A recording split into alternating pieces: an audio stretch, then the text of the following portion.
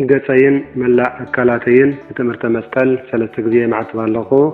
በስመ አብ ወወልድ ወመንፈስ ቅዱስ አሐዱ አምላክ አሜን። በስመ አብ ወወልድ ወመንፈስ ቅዱስ አሐዱ አምላክ አሜን።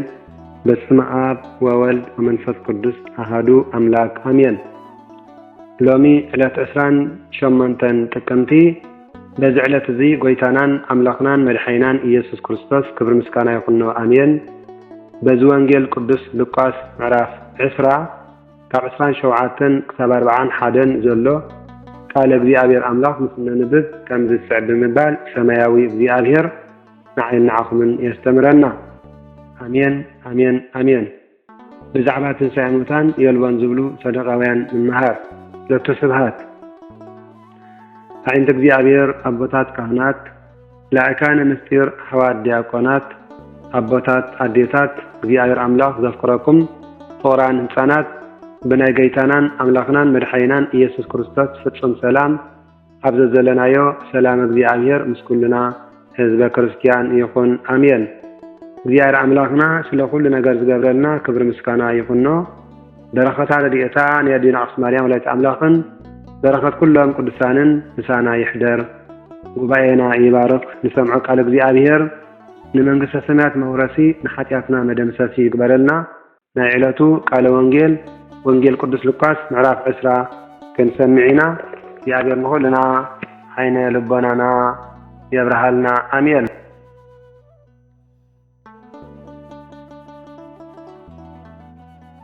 ወንጌል ቅዱስ ሉቃስ ምዕራፍ 10 ካብ ፍቕዲ ሓደ ዘሎ ቃለ እግዚአብሔር አምላኽ ክንመሃሪና ማለት እዩ። አሜን። ወንጌል ቅዱስ ሉቃስ ምዕራፍ 10 ብዛዕባ ስልጣን ኢየሱስ ክርስቶስ ካበይ ምዃኑ ዘስተምረና ቅዱስ መጽሓፍ እዩ። ከምዚ ድማ ይብል፣ ድሕርዚ ሓደ መዓልቲ ጎይታናን አምላኽናን መድሓይናን ኢየሱስ ክርስቶስ ክብርን ምስጋናን አምልኾን ውዳሴን ስግደትን ንዑ ይብፅሓዮ። አሜን። ንሆ ኣብ ቤት መቕደስ ንህዝቢ ወንጌል ክምህሮምን ክሰብኽን ከሎ ሊቃነ ካህናትን መምህራን ሕግን ዓበይቲ ህዝብን ድማ ኣብ ልዕሊኡ ተላዕሉ። ወይቤልዎ ንግረነ በመባህተ መኑ ትገብር ዘንተ ወመኑ ኣብሃከ ትግበር ከመዝ። ማለት ብናይ ስልጣን ኢኻ እዚ ትገብር ዘለኻ፣ ከምዚ ክትገብርስ እዚ ስልጣን እዚ መን ሃበካ እስከ ንገረና ኢሎም ሓተትዎ ይብል። ወአውሰአ ወይቤሎሙ አሊአለክሙ አነሂ አሃተ ነገረ ወንግሩኒ። ማለት ንሱ ከዓ ገይታና ኢየሱስ ክርስቶስ ከም ዝበሎም ኣነ እውን ሓንቲ ነገር ክሓተኩም ንገርኒ። ጥምቀት ዮሃንስ ካበያ ካብ ሰማይ ድያ ወይስ ካብ ሰብ እያ በሎም። ንሳቶም ከዓ ወተባሃሉ በበይናቲሆሙ እመሂ ንብሎ እምሰማይ ይብለነ እፎ ይአመንክምዎ ወእመሂ ንብሎ እምሰብ ይወግሩነ ኩሉ ህዝብ እስመ ኩሎሙ ተአመንዎ ለዮሃንስ ከመ ነቢይ ውእቱ። ንሳቶም ከዓ ከም ዝበሉ ተንኮል ስለ ዝኣለሙ ክፍኣት ስለ ዝኣለሙ ብዛዕባ ምድራዊ ሽመቶም እምበር ብዛዕባ ሰማያዊ ድሕነት ስለ ዘይሓሰቡ ካብ ሰማይ እያ እንተበልናዮ ከመይ ደኣ ዘይኣመንኩሞ ክብለና እዩ። ካብ ሰብ እያ እንተበልናዮ ከዓ ኩሎም ህዝቢ ዮሃንስ ነቢይ ምዃኑ ይኣምኑን እዮም። ኩሉ ህዝቢ ዮሃንስ መጥመቕ ነቢይ ምዃኑ ይኣምን እሞ ብእምኒ ክሃርሙና እዮም፣ ብእምኒ ክወጉርና እዮም፣ ብእምኒ ክቁጥቁጥና እዮም ኢሎም ብልቦም ሓሰቡ። ልቢ እንተደኣ ሸፊቱ ልቢ እንተደኣ ጸልሚቱ ድማ ድሕነት የልቦን ማለት እዩ። ወአውስእዎ ወይቤልዎ ኢነአምር እምሃበ ኮነት። ወይቤሎም እግዚ ኢየሱስ አነሂ ኢነግረክሙ መባህተ መኑ ይገብር ከመዝ። ካበይ ከም ዝኾነት ኣይንፈልጥን ኢና ኢሎም መለስሉ። ዮሃንስ ንሆ ናይ ዮሃንስ ሓይሊ ናይ ዮሃንስ ጥምቀት ስልጣንሲ ካበይ ምዃኑ ኣይንፈልጥን በልዎ።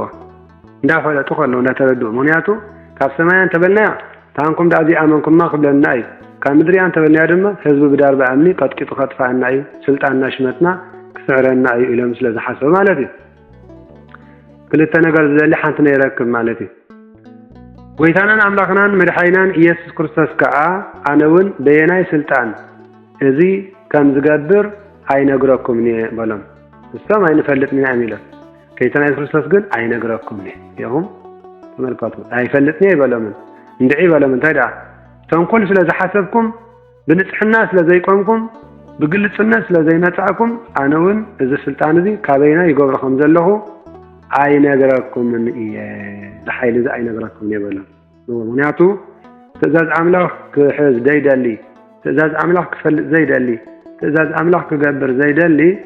لبت أيبان كدفن لبت أيبان نوقعاتو نا لبي لو واحد تحتان قن كفافت متاعوكم زبالين عتقدامي كورنطوس راف حد فوق 10 شمن تزل مالتي مستوعال تم مستوعال تخطف نلب تنبئ الزازق دافن زبال مالتي سلازي كيتنا إيسوس كريستوس أمني حدر قالوا أبتحسب قال እግዚአብሔር أمني زحدر أبتحسب أم مؤززب أنا دخمي أنا حتياتي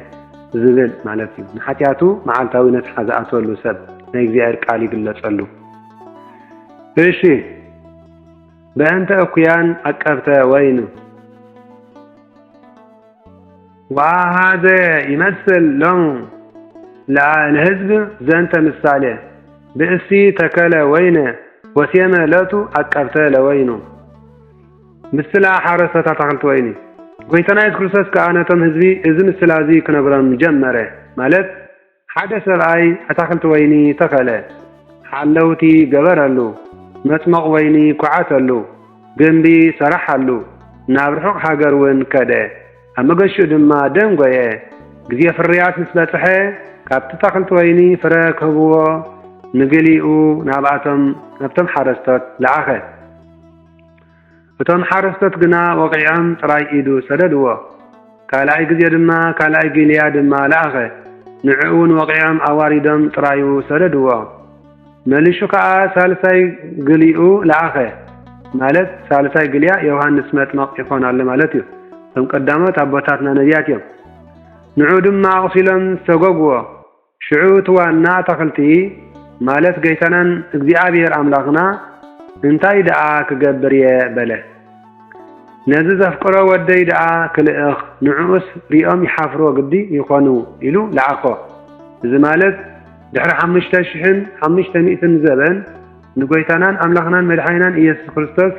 ካብ ስጋ ስጋ ካብ ነፍሳ ነፍሲ ካብ ኣዴና ቅድስት ማርያም ወላዲተ ኣምላክ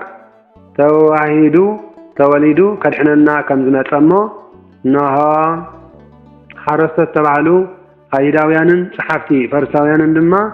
ንጌታናን ኣምላኽናን መድሓኒናን ኢየሱስ ክርስቶስ ኣብ መስቀል ሰቂሎም ከም ዘሳቀይዎ ኣብ መስቀል ሰቂሎም ከም ዝቀተልዎ ዝነግር ዘሎ ቅዱስ ቃለ እግዚአብሔር ኣምላኽ ማለት እዩ ወሰብእ ርእይዎ ዓቀብተ ወይን ተማከሩ ወይቤሉ ዝንቱ ውእቱ ወልዱ ወራሲሁ ንኡ ንቅትሎ ወንርከብ ርስቶ ማለት ተምሓረስቶት ግና ምስ ረኣይዎ ንሓድሕዶም እዚ እቲ ወራሲ ወዲ እዩ እቲ ርስቱ ንዓና ምእንቲ ክኸውንሲ ንዕኡ ንቕተሎ ተባሃሃሉ ይብል ካብታ ኣታክልቲ ወይኒ ንደገ ኣውፂኦም ከዓ ቀተልዎ ይብለና ዝቅዱስ ቃል እግዚአብሔር ኣምላኽ እቲ ዋና ኣታክልቲ ወይኑ ምስ መፀ ደኣ እንታይ ኮን ክገብሮም እዩ ይመፅእ ወይ ቀትሎሙ ለእልክቱ ዓቀብተ ዓፀደ ወይኒ ወይሁብ ወይኖ ለካልኣን ማለት መፂኡ ነቶም ሓረስቶት የጥፍኦም ነታ ኣታክልቲ ወይኒ ውን ንኻልኦት ይህቦ በለ እዚ ምስ ሰምዑ ከዓ ያ ከምዝስ ኣይግባእን ይቕበሉ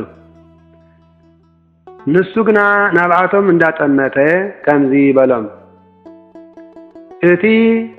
ነቲ ነደቕቲ ዝነዓቕዎ እምኒ ንሱ ርእሲ መዓዝን ኮነ ዝብል ጽሑፍ እንታይ ማለት ድዩ በሎም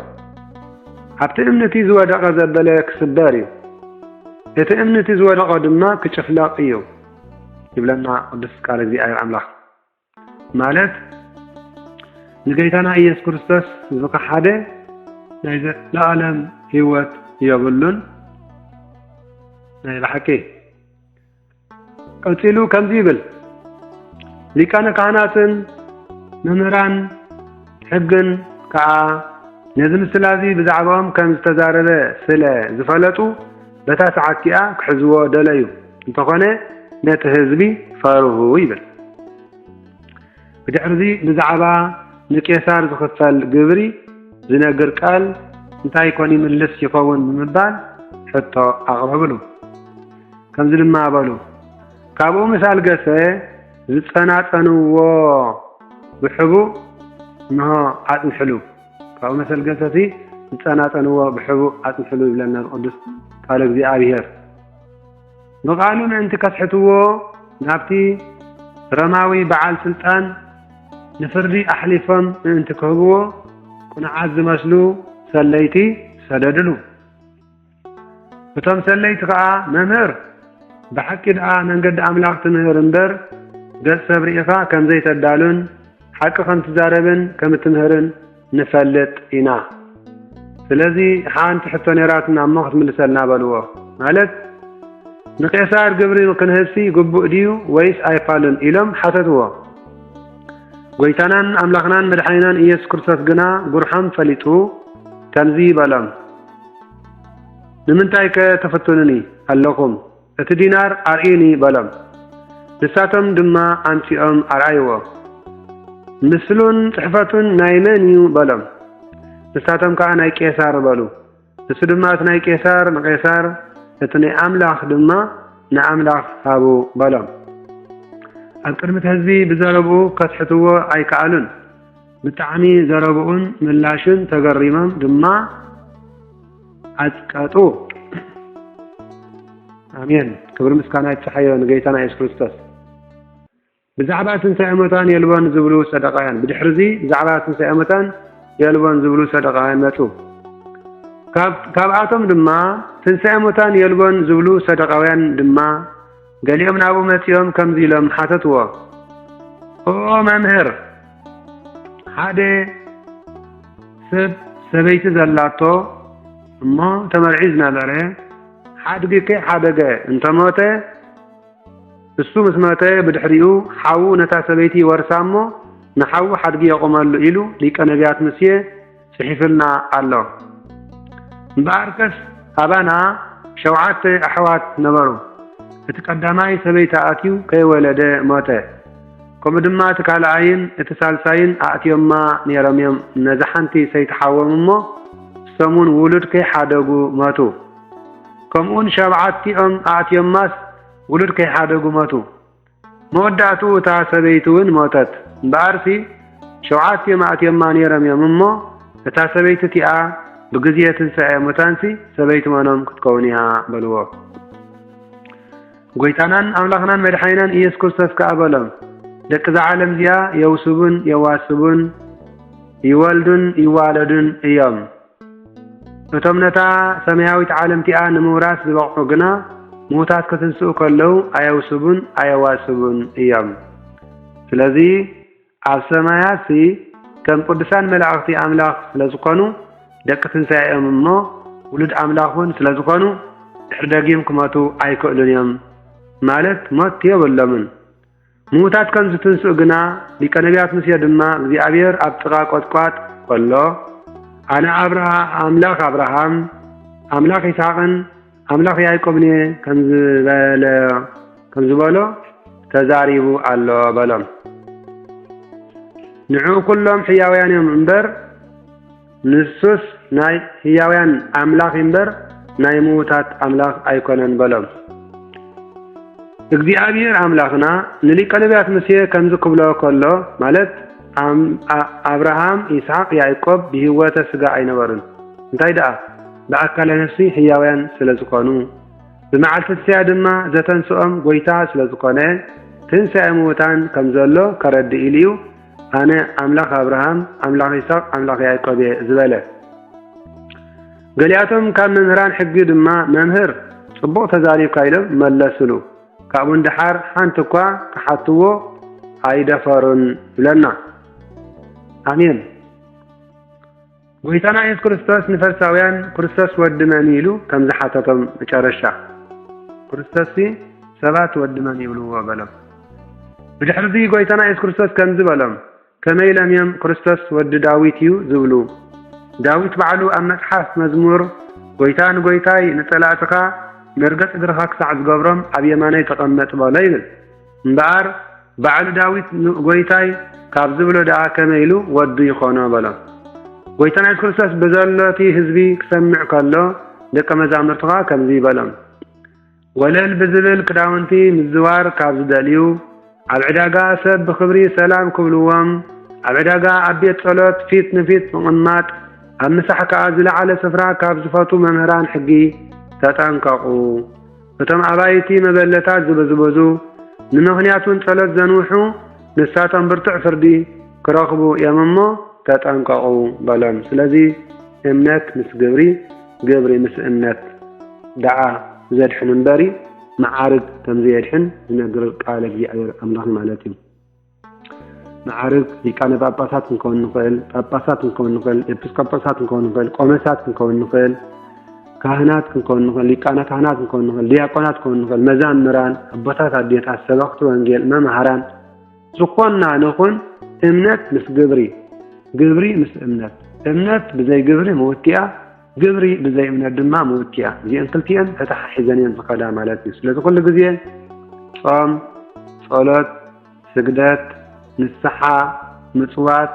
ስጉእ ወደሙ ምቕባልን ቅዱሳን መጽሓፍቲ ምንባብን ፍቕሪ ብጻይ ምህላው ልዕሊ ማንም ከዓ ፍቕሪ 6 ቃላተ ወንጌል ጠምየ ዘብልዓኹምኒ ጸሚየ ዘስተኹምኒ ሓሚመ ዝበፅሐኩምኒ ተኣሲረ እግዚኣብሔር ዝፍታሕካ ዝበልኩምኒ ሓዚነ ዘጸናናዕኩምኒ ጋሻ ኮይነ መጽየ ዝተቐበልኩምኒ ዓሪቐ ዝኸደንኩምኒ ዝብላ እዘን 6 ቃላተ ወንጌል እዚአንን እንደገና ድማ 5 ትእዛዛተ ወንጌል እምነት ተስፋ ፍቕሪ ትሕትና ጸሎት እዚአን ሒዝና ኩሉ ግዜ ኣብ ትሕቲ ኢድ ኣምላኽ ትሕት ኢልና ክንነብር እንተደኣ ክኢልና መንግስተ ሰማያት ናትና ማለት እዩ ስለዚ መዓርግ ጥራይ ከምዘየድሕን እንታይ ደኣ እምነትን ግብርን ከምዘድሕን ዝነግረና ቅዱስ ቃል እግዚአብሔር ኣምላኽ እዩ መዓርግ መስርሒ ናይ ቃል እግዚአብሔር እዩ መስርሒ ኣገልግሎት ቤት ኣምላኽ ማለት እዩ ካህን ከም ክህነቱ ከገልግል ጳጳስ ከም ጳጳስነቱ ከገልግል ዲያቆን ከም ዲቁኑ ከገልግል ኣገልገልቲ እግዚአብሔር ሽማግለ ኮሚቴ ከምታ ናቶም መዓርግ ከገልግሉ ኣቦታት ኣዴታት ብምድዋይ ምጽዋቶም ኩሉ ግዜ ብሞቦም እሙናት ክኾኑ ኣብ ቃልና ኣብ ንጽሕናና ክንምርኮስን ሓጢኣትና ንንዕለቱ ክናስሓሉን ኣብ ቅድሚ ኢድ እግዚአብሔር ኣምላኽ ትሕት ክንብል ከም ዘለና እስዩ ካብ መጽሓፍ ኣይትሕለፍ ካብ ጽሑፍ ኣይትሕለፍ ስለዝኾነ በቲ መመዲብልና ዘሎ እግዚአብሔር ኣምላኽና እሙናት ኮይና መኽሊትና ከነብዝሕ መኽሊትና ከነርብሕ መኽሊትና ኣብ ቅድሚ እግዚአብሔር ኣምላኽ ከነሰስን ዝነግረና ሓደራ ናይ ቅድስት ቤተክርስቲያን ቅዱስ ቃል እሞ ሰምዓናይ ቃል እግዚአብሔር ሰምዓናይ ወንጌል እግዚአብሔር ኣምላኽና 30 ሚእቲ ሰማያዊ ፍረ ክንፈሪ ቅዱስ ፍቃዱ ይኹን ኣብ ቤተክርስቲያን ካብቲ ዝለዓለ መራሕቲ ሃይማኖት ክሳብቲ ዝተሓተ ቃል እግዚአብሔር ተነጊሩ ቅዳሴ ተቀድሹ ኩሉ ኣገልግሎት ሰማያዊ ህይወት ተወዲኡ መጨረሻ ተሪቡ እታ ቤተክርስቲያን ኣጥሪዋ ዝኸደ እታ ቤተክርስቲያን ወልዊልዋ ዝኸደ ነታ ቤተክርስቲያን ኩሉ ነገር ጥርየት ሓሊ ዝኸደ ምእመን ከይተረፈ ነቲ እግዚአብሔር ዓብይ ተባዕሉ እሞ ኩሉ ክርስቲያናዊ ወድ ድዕየ ኩሉ ክርስቲያናዊ ወድ ስራሕ ድዕየና ይሓለወና ንልዕል እግዚአብሔር ኣምላኽና ይተሓዮ ምንም ዋጋ የለን ማለት እዩ መዘ ክርስቲያንና ዓመታዊ በዓለ ዝኽሪ ናይ ክርስቲያናዊ ወድ ብትሕትና ክኸውን ሰማያዊ ዕለትና 8 ጥቅምቲ ዓመታዊ በዓለ ዝኽሪ ሰማዕትነቶም ንቅዱሳን ኣቦታትና ኣቦና ቅዱስ መርቅያኖስ ካባይ ንልዓሊ እግዚአብሔር ኣምላኽ ኮርያዎስ ሰማዕታት ዝሃገረፉ ዝሓመቑ ምዃኑ ኢልና ኩሉ ግዜ ጸሎቶምን ጸጋና ለቢስና እግዚአብሔር ኣምላኽ ድማ ኣቦና ቅዱስ መርቅያኖስ እሞ ኣቦና ቅዱስ ነዚ ንክገብርን እግዚአብሔር ግዜ ልቦናና ኣብ ሰሙን 2 ግዜ ጾም ምጽዋም ይፈትዉ ነበሩ እዚ ድማ ረቡዕን ዓርብን ማለት እዩ ሶሉስ በሊዖም ረቡዕ ስቂሎም ውዒሎም ሓሙስ ይበልዑ ነበሩ ሓሙስ ለጥዒሞም ለኺፎም ድማ ዓርቢ ሙሉእ መዓልቲ ስቂሎም ውዒሎም ስቂሎም ሓዲሮም ቀዳም ይጥዕሙ ነበሩ ናይ ብሓቂ ስለቲ ቅዱስ ቃል እግዚአብሔር ኣምላኽና ክብሪ ምስጋና ይጥሓዮ ኣሜን حنسابون ثلث بليعم ربع صقيلهم علم حاموس عربي تميلهم علم قدام قداسي قدشم سقوا ودمو يقبلوا نبرو ስለዚህ كل ጊዜ ጾምሰ ተፈውስ ቁስለ ስጋ ወነፍስ ጾም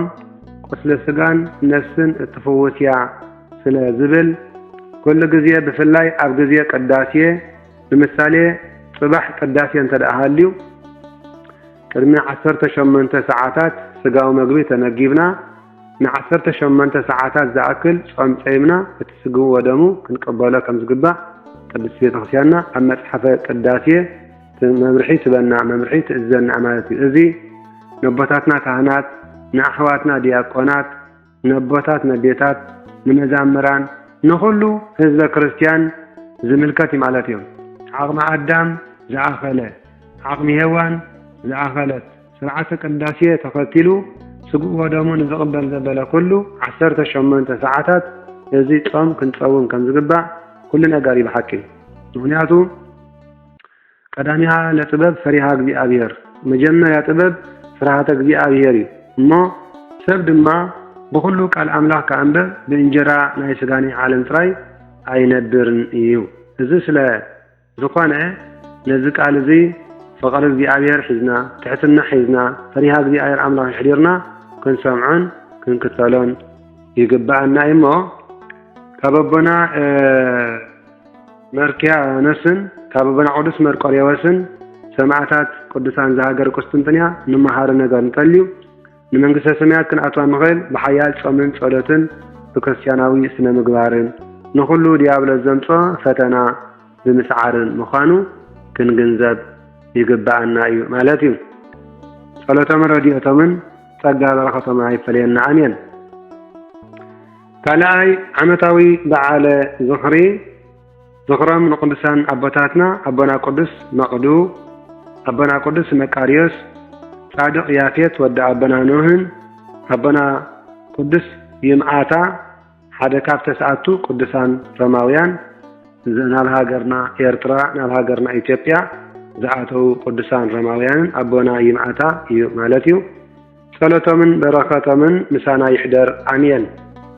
ስለ ኩሉ ነገር እግዚአብሔር አምላክ ይኽበር ይመስገን በዚህ ዕለት 28 ጥቅምት ዝውዕሉ አቦታትና ናዴታትና ጸሎቶም በረከቶም አይፈለየና አሜን ወርሓዊ በዓላት ናይ ሎም ዕለት 28 ጥቅምቲ ወርሓዊ በዓላት ሽምዓ ወልዕና ሽምዓ አብሪሂና ጸሎትና ጌርና ተባሪክና ተቀድሽና በረከቶም ተኻፊልና ንውዕል ቅዱሳን ድማ ወርሓዊ በዓለ ዝኽሪ አማኑኤል እዩ አማዓንቲ ዕለት 28 በዓለ አማኑኤል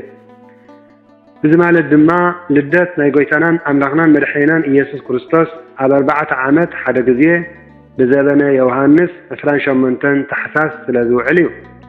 በዚ ምክንያት ድማ ዕለት 28 በዓለ አማኑኤል ይበሃል አሜን ስለ ዝገበረልና እግዚአብሔር ክብር ምስጋና ይኹን ስለዚ ኩሉ ግዜ ዕለት 28 ዝኽሪ በዓል ወርሓዊ አማኑኤል ይኸውን ማለት እዩ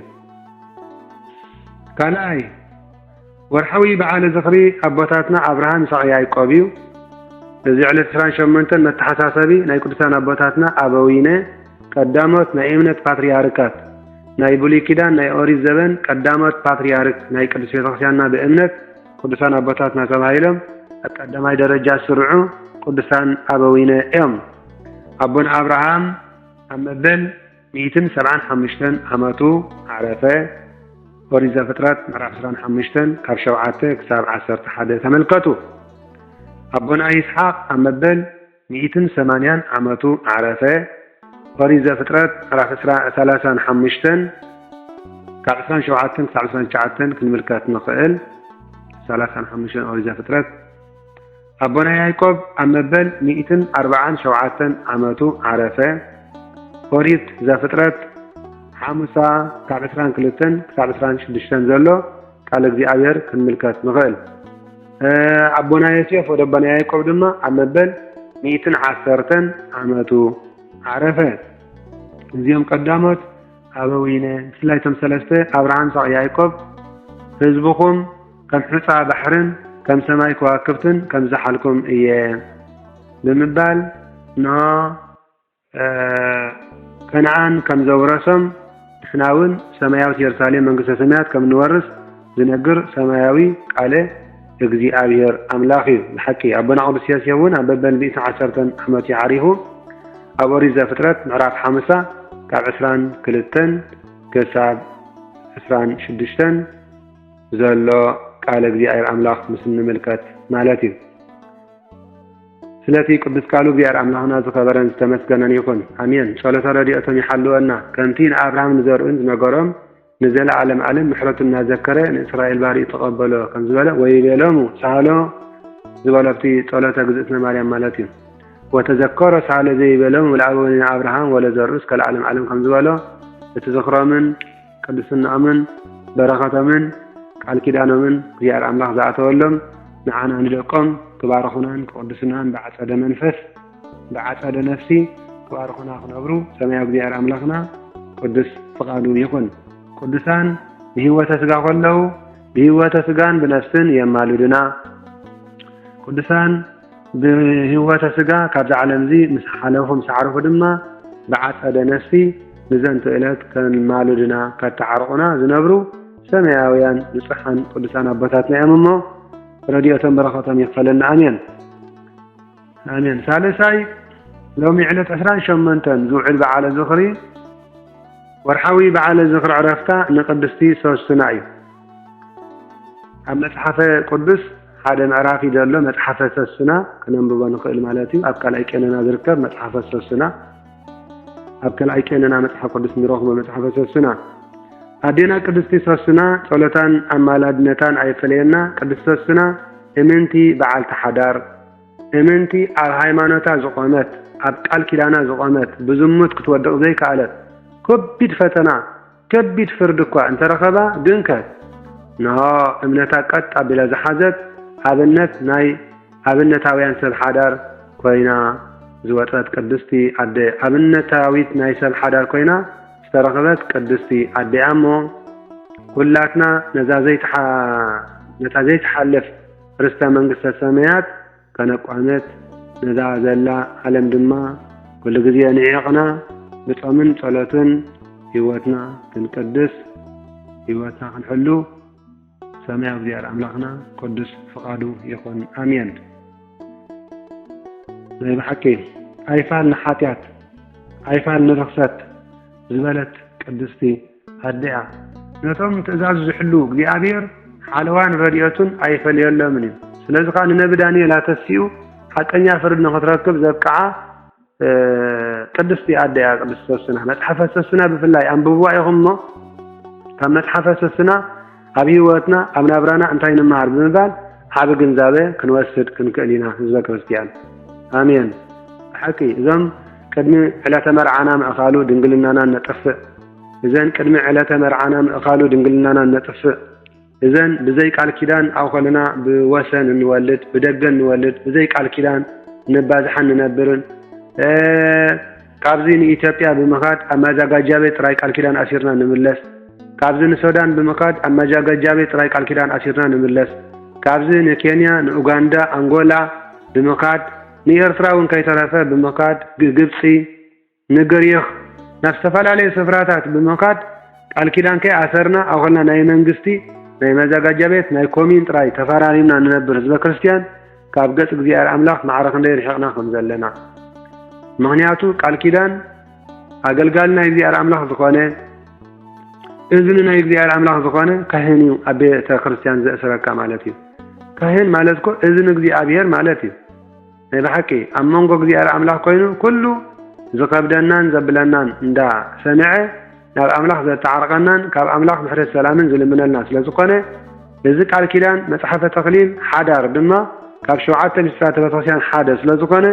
ብምኽሪ ካህን ዝፍጸም ሰማያዊ መሳልል ናይ መንግስተ ሰማያት እዩ። ቃል ኪዳን ክቡር እዩ። መሳልል ናይ ሰማይ ዕድማት ይግበርኩም ኣብቲ ላዕላይ ሰማይ ኣብ ቅድሚ ኣዶናይ ይብል ቅዱስ ቃል እግዚአብሔር አምላኽ ስለዝኾነ ካብ ቅዱስ ሶስና ንምሃሮ ቃል እንተደኣ ሃልዩ ኣብ ሓዳርኩም ክትጸንዑ ከም ዘለኩም ኣብ ቃል ኪዳንኩም ክትጸንዑ ከም ዘለኩም ውላድ እንተተረኽበ ጽቡቕ ውላድ እንተተይተረኽበውን ጽቡቕ ኩሉ ጽቡቕ ናይ አምላኽ ነገር ኩሉ ጽቡቕ እዩ። ተመርዒኹም ውላድ እንተወለድኩም ጽቡቕ ህያብ ኣምላኽ እዩ ተመርዒኹም ውላድ ተዘይወለድኩም ጽቡቕ ምክንያቱ እግዚአብሔር ሕማቕ ኣይህብኒ እግዚአብሔር ክፉእ ኣይገብርኒ እግዚአብሔር ንሕማቕ ኣይመድበናኒ ኩሉ ናይ እግዚአብሔር ነገር ሰናይ ስለ ዝኾነ ነሆ እግዚአብሔር ኣምላኽ ዝገበረልናን እግዚአብሔር ኣምላኽ ዝመደበልናን እግዚአብሔር ኣምላኽ ዝሃበናን ነገር በኣኮቴት ክንቅበሎም ዘለና በኣኮቴት بتحتنا بفريق እግዚአብሔር بتمسجن ክንቅበሎም ዝግባና ስለዚ استقال متن لما أنت على 28 ورحاول على ذكرى نقدس سبسنا إما متحف سبسنا عندنا بحضرنا عم نتفننا زلنا كبري زلنا صنعات عرف اللي مقانو يواتنا خنجمجم سمع بيار أملاحنا قدس فقاديكن أنت سبيتي نبعل بيتك زلك أخبرت بملك حيمانات كمئي أنت سراي نبعلت بيتك زلك أخبرت بميزان قال بيار أملاح كمئي بحبرة صام كتصامو بيار أملاح يدقفكم بحبرة صلاة كتصليو بيار أملاح يدقفكم بحبرة قدس قربان كتقبلوا بيار أملاح يدقفكم بحبرة هي بحكي ما وضع مصوات كتهبوا ببعلهم دما نسحان هاب كهين قريبكم كتعاتوا كابلبكم الناسح بيار أملاح يدقفكم كلهم سب حدار القدس سنة إن أنتي بعلت حدار كوينا لكن الشيخ سيانا آذنت أدو كوينا مصحف قدس سيفير دولة تاريخ أي مالتي نزي آمين كبر مسكان أجحي آمين ثالثاي ورحوي بعالي ذكر على عرفتو نقص قسطنطينوس نقص قسطنطينوس فلوتن بركاتنا يفلينا بحكي نقص قسطنطينوس كاب قدستي عدس لستولده كاب قدسان سدراري زولدو قالوا دما قدسان يوم زكونو نياتو رازا نايبو حازا سلازقونه قدسان أبوتاتنا انتايبلو فريال تعامتك قربسي صراف حركة دقام ما يبلو فريال تعامتك قرب صورة حركة دقام ما يبلو نمنتاي تعمتيها مكرتيها كل نقر تمنى يكونت سلازي دكنا بروخات حياوات قدسات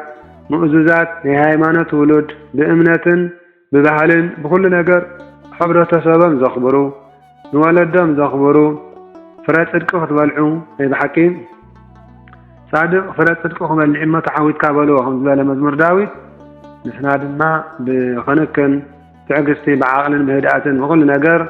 انت دعا يعبينا يمدقنا كم قدسي إلاني كم نقسي إلاني بروخ زخانة ودع مسكال جيتان يسرسس نمدلاي زحقزان أب كله لعلي 300 آيات كريستيانات كو آيه نيسا نقسي إلاني بدفو ما تتعطي نبرة زخفتتو تعطي نبرة زخفتتو عزي بزيش بزيكو قدما مسؤولات عم سودا خوينا كل نقر فاينانس باجت قلبات كله يحقزاني ربوات تعدلات غيره لعل 300 آيات كريستيانات يا أهنيتا مالاتيو سلازي مزم قدسان سدرابيت مزم قدسان ولدي مزي قدس نقص بروح نقص نهزمو سلام ذهب أبيات ما أسرتي يعطيو أبيات كريستيانات زخفت أبيات ما أسرتي يعطيو أبيات تمهرتي زخفت أبيات ما أسرتي يعطيو أبيات تعنا حكم الناتات زخفت بروح نقص قسطنطينوس قوموا نقص كوهابنا لمي كلنا أنا بأملاك كلمن على أملاك كنصلي يقبعنا إمالتي يعني حكي الحانت هاجر لباترياركن بريزيدنتن አለው وكا باترياركن منسترن አለው مالتي እዚኦም እንድሕር በአምላክ ዝተቀደሱ ኮይኖም ቅዱስ ህዝቢ ኣብታ ሃገር ኣሎ